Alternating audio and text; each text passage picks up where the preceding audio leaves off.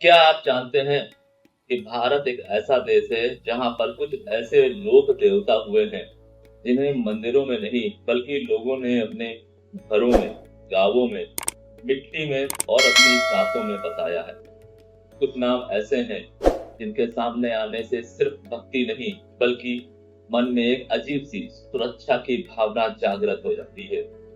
जाहर वीर, गोगा वीर, दुग्गा वीर, गोगा पीर और जाहर वीर, ये कुछ ऐसे ही नाम हैं। नाम अलग अलग हैं लेकिन श्रद्धा का केंद्र एक ही है।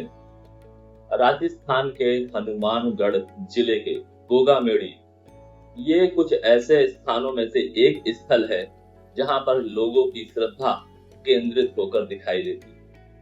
ये एक ऐसा स्थान है जहां पर लोग गोगा नवमी वाले दिन एकत्रित होते हैं और गोगा जी महाराज की आराधना करते हैं।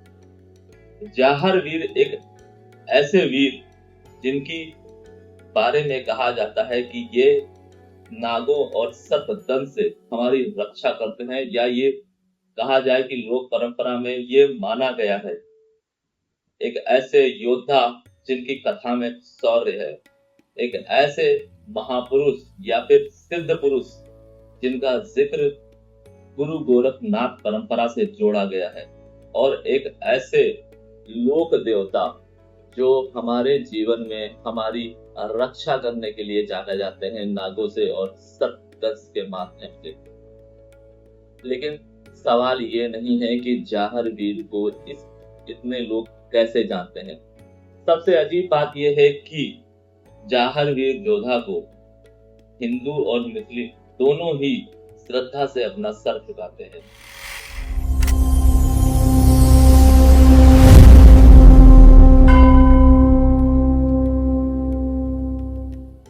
क्या आपने कभी इस बात पर ध्यान दिया है कि कोई ऐसे लोक देवता भी हो सकते हैं जिनके आगे हिंदू और मुस्लिम दोनों अपना सर झुकाते हैं? हरियाणा, पंजाब, उत्तर प्रदेश और हिमाचल के आसपास के क्षेत्रों में गोगा वीर या फिर मैं ये कहूँ कि जाहर वीर की स्थान पाई जाती है। गांवों में इनका प्रचलन बहुत ज्यादा है। गांवों में जितनी श्रद्धा से इनको पूजा जाता है, शहरों में कंपैरेटिवली उतनी अच्छी तरीके से, या मैं ये कहूँ कि शहर की भागादौड़ी में उनकी श्रद्धा आज के समय में मैं देख रहा हूँ कम होती जा रही है। लेकिन सवाल ये नहीं है कि उनकी श्रद्धा कम हो रही है, सवाल ये है कि गांवों की मिट्टी या फिर मैं ये कहूँ कि गांवों की भावना से जुड़े हुए जाहर वीर या गोगा वीर लोग अलग अलग हैं, उनकी मान्यताएं अलग अलग हैं। हिंदू लोग इनको वीर के नाम से जानते हैं, वहीं मुस्लिम इन्हें पीर कहते हैं। यानी कि गोगा पीर और जाहर पीर ये ऐसे शब्द है जिसे मुस्लिम समुदाय के लोग मानते हैं या फिर जाहर वीर को इस नाम से जानते हैं। वहीं जाहर वीर, गोगा वीर और गुग्गा वीर ये वो नाम है जिन्हें हिंदू समुदाय के अलग अलग जाति के लोग इनको पूजते हैं। अब आप सोचिए कि कोई एक ऐसा लोक देवता भी हो सकता है हमारे जीवन में जो विभिन्न जातियों और धर्म को एकत्रित कर सकते हैं। और सबसे अच्छी बात यह है कि गोगा नवमी यानी कि 5 सितंबर 2026 वाले दिन ये सभी समुदाय के लोग गोगा मेड़ी पर एकत्रित होते हैं। वहां पर एक भारी मेला लगता है और वहां पर उनकी आराधना की जाती है। हम इस वीडियो के माध्यम से ये जानेंगे कि उनको नाग वंश से क्यों जोड़ा गया है, नाग परंपरा के साथ क्यों जोड़ा गया है, और इनकी पूजा अर्चना कैसे की जाती है, क्या करना चाहिए आपको गोगा नवमी वाले दिन, और इनकी कथा क्या है।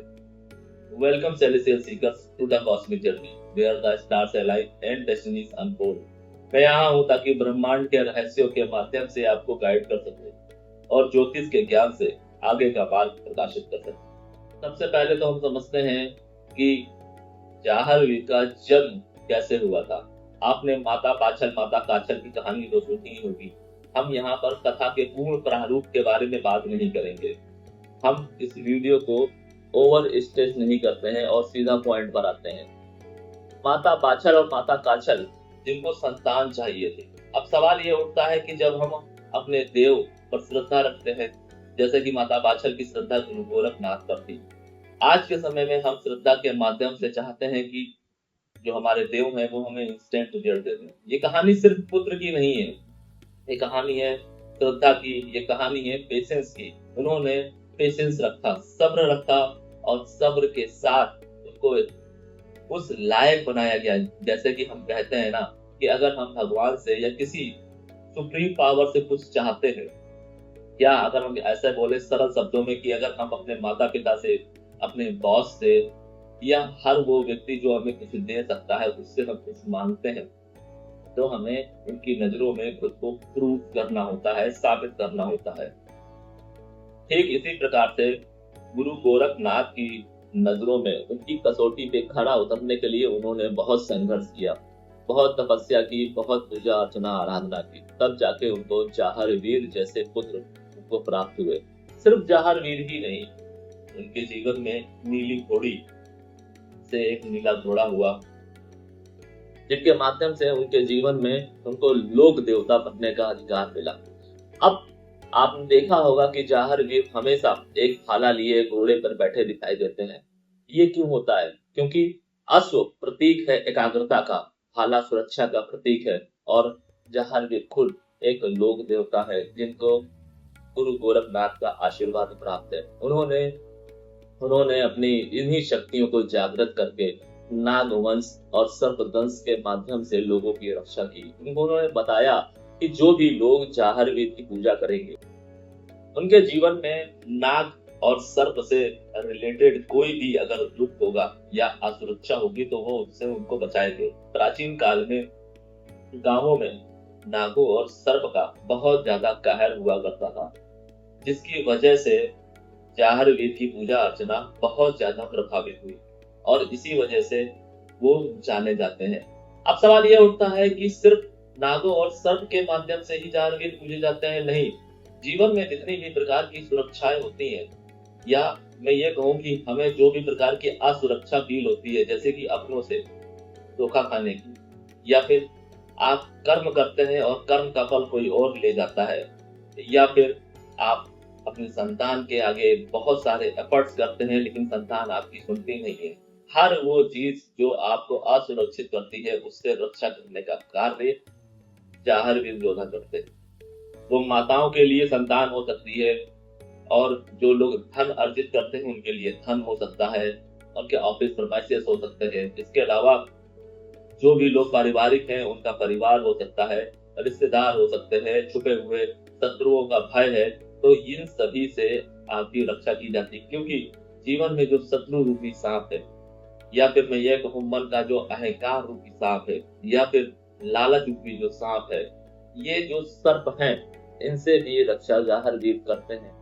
जब भी आप अपने जीवन में जाहरवीर योद्धा की आराधना करें, तब इस बात का जरूर ध्यान रखें कि आप जो भी मांग रहे हैं उसके साथ साथ आप ये भी मांगे कि आपके जीवन में जो भी कलह है या जो भी अहंकार है, दोष है, उसको जरूर दूर हो। क्योंकि जब तक वो दूर नहीं होगा तब तक आप उस वस्तु के या फिर उस देवी देवता मैंने क्यों कहा, क्योंकि अगर आप किसी व्यक्ति विशेष को मांग रहे हैं, या कोई रिश्ते को बचाने की कोशिश कर रहे हैं, या कुछ भी ऐसा मांग रहे हैं जो कि सीधे सुप्रीम पावर के साथ कनेक्टेड है, तो उसको देवी देवता की श्रेणी में रखना उचित होगा। क्योंकि हमारी जो सोल है वो बहुत पवित्र होती है। हमारे कर्मों के माध्यम से, चुनावों के माध्यम से वो अपवित्र हो सकती है, लेकिन हम किसी भी इंसान को जज कर सकते हैं, लेकिन उसकी आत्मा को जज करने का अधिकार हमारे पास नहीं है। हम आज के समय में जो भी ड्रिवन हो रहे हैं वो सिर्फ और सिर्फ अपने शरीर के माध्यम से हो रहे हैं। आज के समय में हमें जो भी चीजें चाहिए, हम उन्हीं चीजों में लिप्त होकर आगे की दिनचर्या या फिर आगे की प्लानिंग बनाते हैं। हम भूल जाते हैं कि हमारी आत्मा की एक जर्नी है, उसी प्रकार से सामने वाले व्यक्ति की भी आत्मा की एक जर्नी होती है। हमें उसको रिस्पेक्ट देनी चाहिए। हाड़ मांस का बना इस शरीर को हमें इस बात का ध्यान रखना चाहिए कि किसी भी व्यक्ति की आत्मा तुच्छ नहीं हो सकती है। भले उस व्यक्ति ने अपने कर्मों या चुनाव के माध्यम से अपनी आत्मा को किया हो, लेकिन आपको कोई हक नहीं बनता है किसी भी व्यक्ति की आत्मा पर उंगली उठाने का। क्योंकि व्यक्ति बदलते हैं, समय बदलता है, उसके जन्म बदलते हैं, विचार बदलते हैं। आज के समय में जो हो सकता है उसके विचारों, कल हो सकता है वो विचार आपके ही हो। इसीलिए कभी भी किसी के ऊपर, किसी की आत्मा पर उंगली उठाने से पहले आपको कम से कम 10 बार सोचना चाहिए। किस तरीके से पूजा करनी है भगवान जाहरवीर योद्धा की, तो जाहर वीर जोधा की पूजा के लिए आपको 5 सितंबर वाले दिन रात्रि 9:38 पर आपको दिया जलाना चाहिए, घी का एक दिया प्रज्वलित करना चाहिए। और इस दिन मान्यता है कि गुरु गोरखनाथ का पूजन अवश्य करना चाहिए।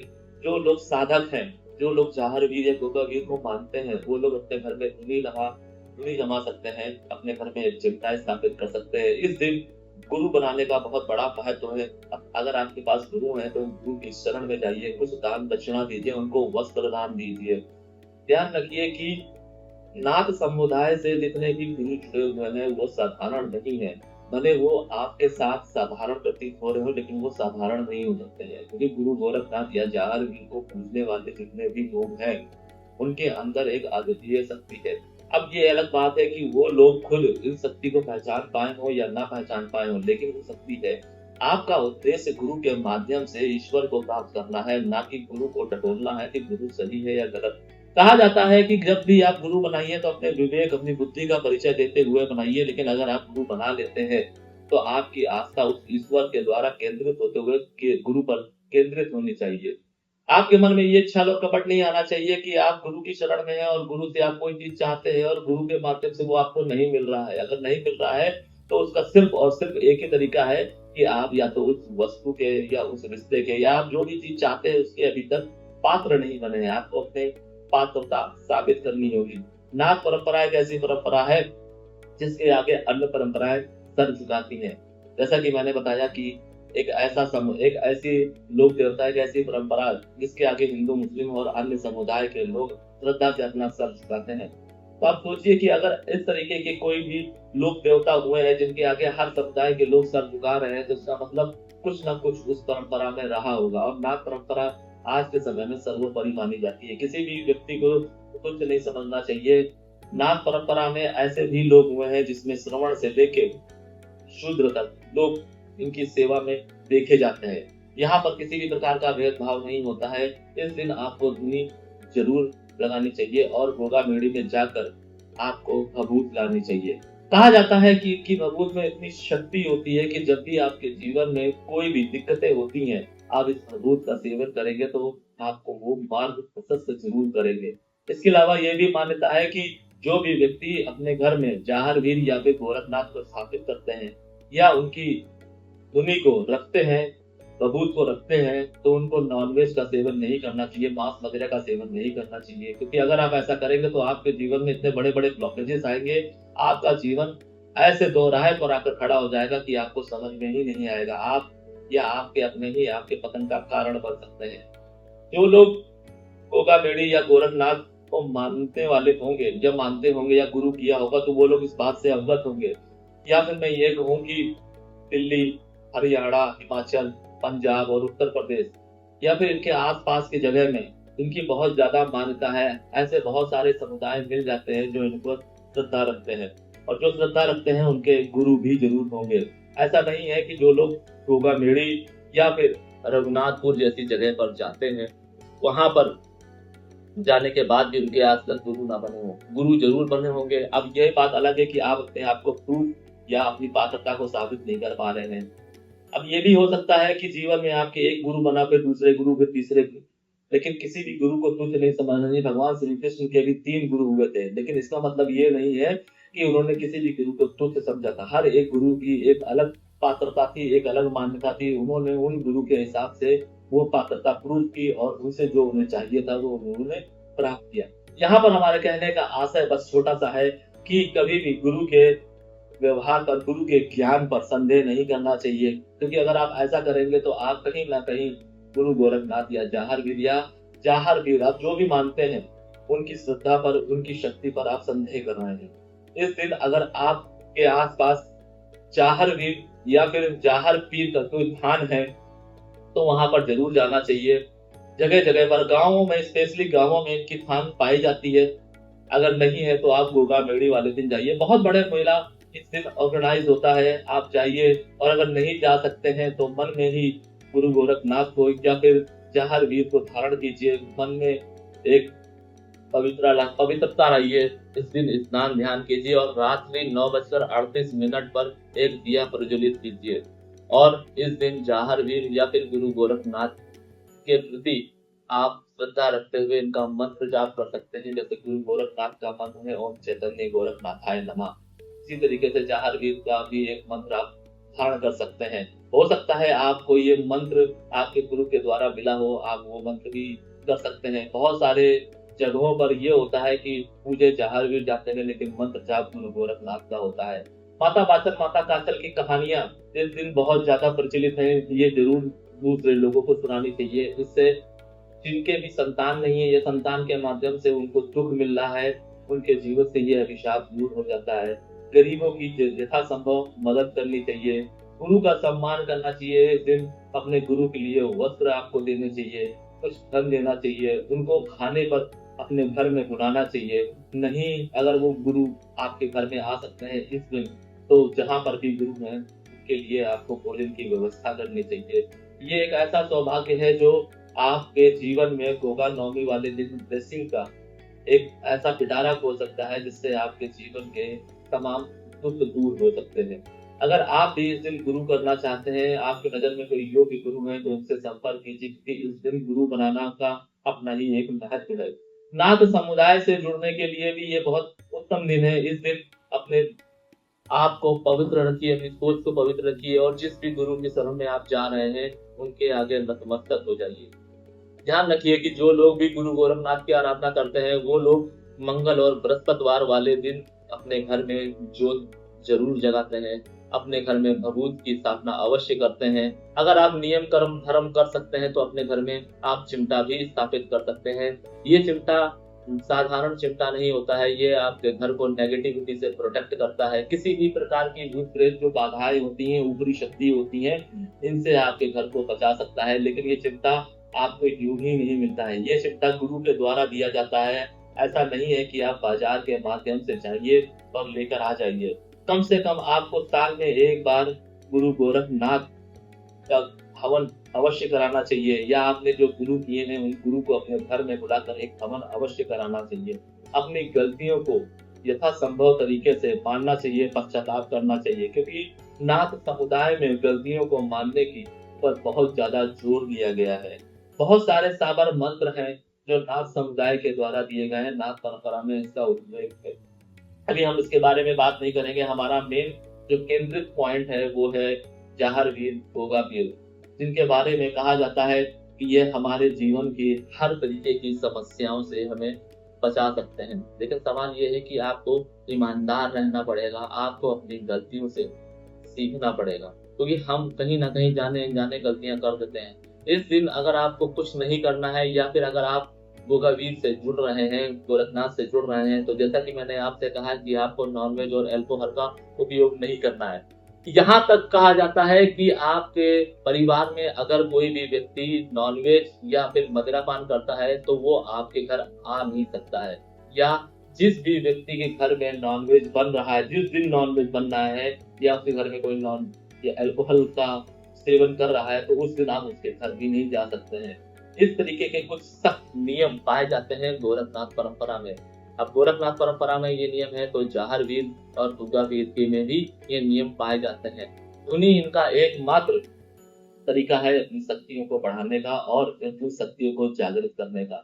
इन्हीं के माध्यम से ये समस्याएं आपकी दूर करते हैं। जो भी गुरु होंगे वो गुप्त तरीके से, यानी कि रात्रि में धुनी जमाई जाती है, रात्रि में ही हवन यज्ञ होते हैं, जिसके माध्यम से जो धुनी की राशि करती है, जिसको हम लोग सेवन करते हैं, वो हमें प्राप्त होती है और जो हमारी पूर्णतया रक्षा करती है। विषय चाहे कोई भी हो, हमारे जीवन का पूर्ण विकास के लिए गोरखनाथ बाबा जाने जाते हैं। इस दिन आपको गोरखनाथ की पूजा अवश्य करनी चाहिए और गोगा बेली अवश्य जाना चाहिए। इसके अलावा अगर आपके आसपास किसी गांव में जहारवीर का या गोरखनाथ का स्थान है, तो आप वहां पर भी जा सकते हैं। वहां पर जाने पर आपको कुछ न कुछ दान अवश्य करना है।